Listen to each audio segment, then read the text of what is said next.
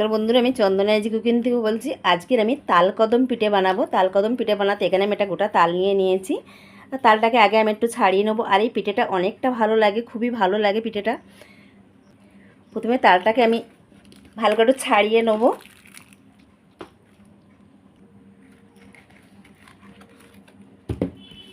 তারপরে তো ছুলে নেবো ভালো করে ছুলে নিয়ে তারপরে আমি তালটাকে ভালো করে ছুলে নিচ্ছি।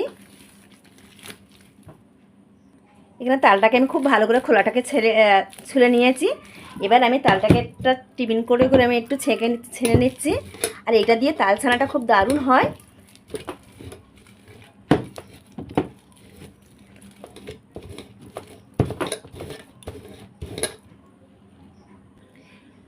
এটা এক হাতে চেপে ধরতে হবে আর এক হাতে ছানতে হবে। আর একটু হাত দিয়ে ঘুরিয়ে এটাকে ছানতে হবে। খুব তাড়াতাড়ি ছানা হয়ে যায় তাল ছানাটা। এটা 5 মিনিটের মধ্যে একটা তাল ছানা হয়ে যায়। এখানে দেখো কত তাড়াতাড়ি ছানা হয়ে যায়। আমি সব তালগুলো এইভাবেই ছেনে নিই। এখানে দেখো তালটা আমার সব ছানা হয়ে গেছে আর সবগুলো আমি ছেড়ে নিয়েছি। একটা তালে দেখো কতখানি হয়েছে। এবার একটু ছেঁকে নেবো।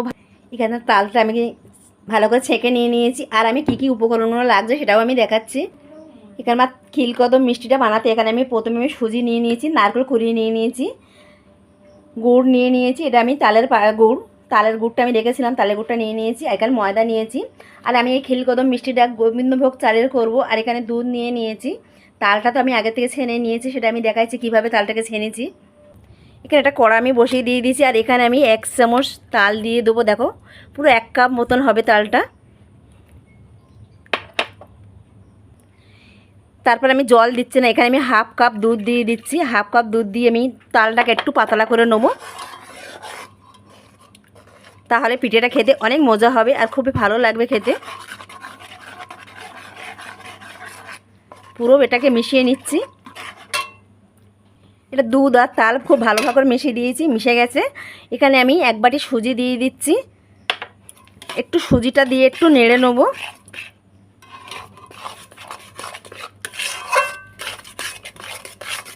এখানে আমি চালের গুঁড়ো ব্যবহার করছি না, আমি সুজি আর ময়দা দিয়ে করছি বলে এই পিঠেটা খুব নরম হবে, একদম পুরো তুলতুলে নরম হবে।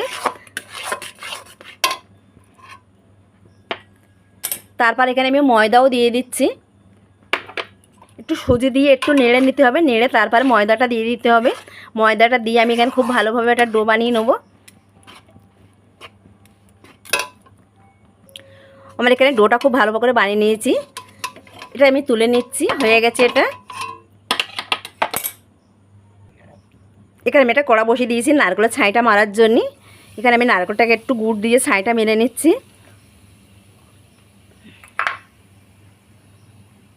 এখানে আমি নারকেলের ছাইটা মারার জন্য আমি গুড় নিয়ে নিচ্ছি। আর এটা তালের গুড়।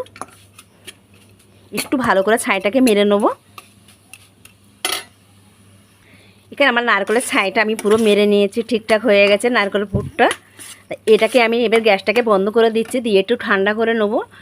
একটু ঠান্ডা করে নিয়ে তারপর আমি পিঠেগুলো সব বানিয়ে নেবো। ক্ষীরকদম পিঠা। এখানে আমি পিঠাগুলো সব বানিয়ে নেবো। আর এটা একটু নরম থাকতে হবে, বেশি শক্ত থাকলে হবে না। এখানে আমি গোল গোল করে নিয়েছি পিঠাগুলো।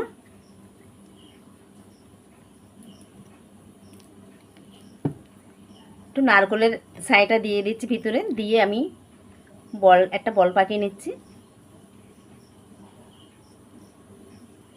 একটু গোল করে নেবো।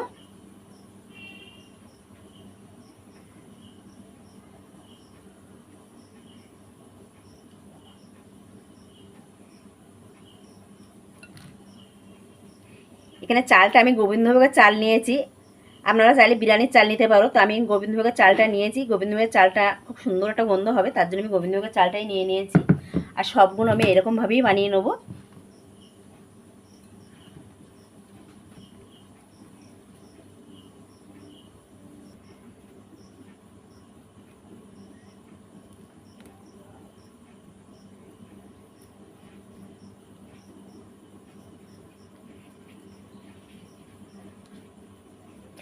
এগুলো সব এরকমভাবে বানাতে পারি। বানালে এই পিঠেটা খুব সুন্দর হয় খেতে। আর তাল তো অনেক রকম করে খাওয়া যায়, আর এখন তো তালের সিজন।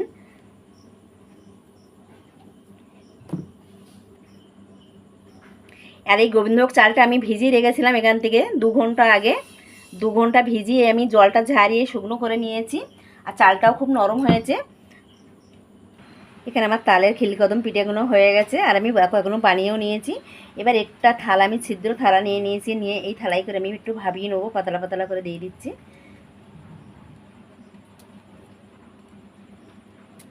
একটু ছাড় ছাড় করে দিতে হবে, যেহেতু এটাকে আবার বাড়বে একটু।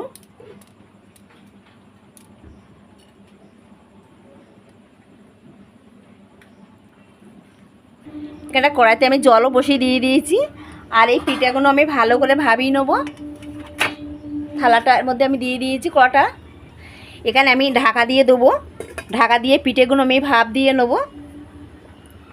এখানে আমি 15 মিনিট ভাবিয়ে নিয়েছি খিলকদম পিঠাটা। আমি এবার পিঠেগুলো তুলে নেবো, হয়ে গেছে। এখানে একটা প্লেটে আমি একটা একটা করে তুলে নিচ্ছি, আর এখানে ফুলে দাও কতখানি মোটা হয়েছে, আর এই খেতে খুব সুন্দর হয় এগুলো। তো আমি তুলে নিচ্ছি।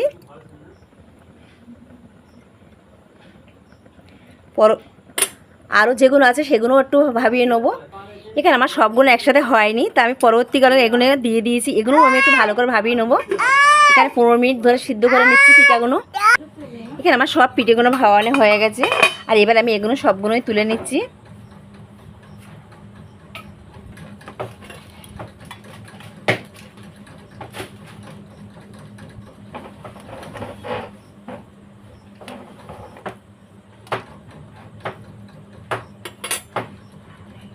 এখানে আমি পিঠেগুলো সব টেবিলে নিয়ে চলে এসেছি, আর এই খিলকদম পিঠাগুলো হয়ে গেছে।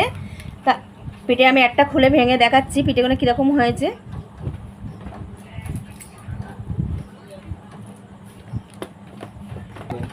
এখানে একটা পিঠে আমি ভেঙে দেখাচ্ছি, দেখো পিঠেগুলোর ভিতরটা এইরকম হয়েছে, আর এই পিঠেগুলো খেতে খুবই সুন্দর হয়, আর একদম পুরো নরম তুলতুলে। তা আপনাদের যদি ভালো লাগে আমার চ্যানেল লাইক করবেন, সাবস্ক্রাইব করবেন। আমি আরও নতুন নতুন রেসিপি আপনাদের দেখাবো। নমস্কার।